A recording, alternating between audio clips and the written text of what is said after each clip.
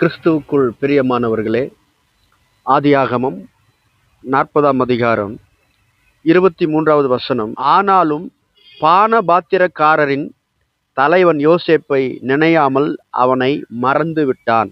எகிப்தின் ராஜாவுக்கு திராட்சரசம் பரிமாறுகிறவனும் உணவு ஆயத்தம் செய்கிறவனும் அந்த ராஜாவுக்கு எதிராக குற்றம் செய்தபடியினால் யோசேப்பு இருந்த சிறைச்சாலையில் அவர்களை அடைத்து வைத்தார்கள். அந்த 2 பேருக்கும் ஒரே நாளில் வெவ்வேறு கனவு வந்தது.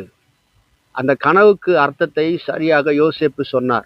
3 நாளைக்குள்ளாக ராஜா உன் தலையை உயர்த்தி திரும்ப அதே வேளையில் உன்னை அமர செய்வார் என்று பானபாத்திரக்காரனை பார்த்தும் மற்றவனை பார்த்து 3 நாளைக்குள்ளாக உனக்கு மரண தண்டனை கொடுக்கப்படும் என்று சொன்னான். அதே போல நடந்தது. அந்த ராஜாவுக்கு திரும்ப வேலை செய்கிறவனை பார்த்து, என்னை நினைத்துக்கொள், நான் ஒரு குற்றமும் செய்யாமல் இந்த சிறையில் இருக்கிறேன், ராஜாவினிடத்தில் என்னை பற்றி எடுத்து சொல்லு என்று அவன் சொல்லி அனுப்பினான். இந்த பானபாத்திரக்காரன் யோசேப்பை மறந்து போனான். யோசேப்பினுடைய வாழ்க்கை ஒரு செத்தவன் போல எல்லாராலும் முழுவதுமாய் மறக்கப்பட்ட ஒரு வாழ்க்கை. சிறையில் தனிமையாக இருந்தான். சகோதரர்கள், நண்பர்கள் எல்லாரும் மறந்து விட்டார்கள். ஆனால் கர்த்தர் மாத்திரம் அவனை மறக்கவே இல்லை. ஏற்ற நேரம் வந்தது. அந்த மறந்து போன பானபாத்திரக்காரனுக்கு கர்த்தர் திரும்ப ஞாபகப்படுத்தி ராஜாவுக்கு முன்பாக அழைத்து கொண்டு போனான்.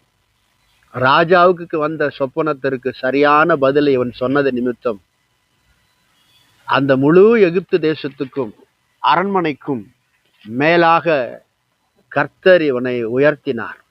அருமையானவர்களே, எல்லாராலும் மறக்கப்பட்ட யோசேப்பு யாரும் மறக்க முடியாத அளவுக்கு உயரத்தில் வைத்தார். அந்த ஆண்டவர் தான் இன்றைக்கு உங்களை நினைத்தருளி இருக்கிறார். உங்க கூட இருந்தவர்கள், நண்பர்கள், உங்களுடைய நன்மை அனுபவித்தவர்கள் எல்லோரும் உங்களை மறந்து போயிருந்தாலும் இயேசு உங்களை மறக்கவே இல்லை.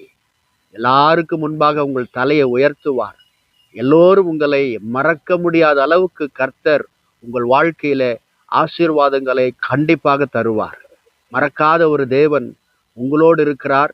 நீங்கள் தனிமையாகவே இல்லை. யார் மறந்தாலும் மறக்காத ஒரு தேவன் உங்களை விட்டு விலகவும் இல்லை, உங்களை கைவிடவும் இல்லை. சோர்ந்து போகாதிருங்கள், மனம் தளர்ந்து விடாதிருங்கள். நிச்சயமாக உங்களுக்கு உயர்வு உண்டு. கர்த்தர் உங்களை ஆசீர்வதிப்பார்.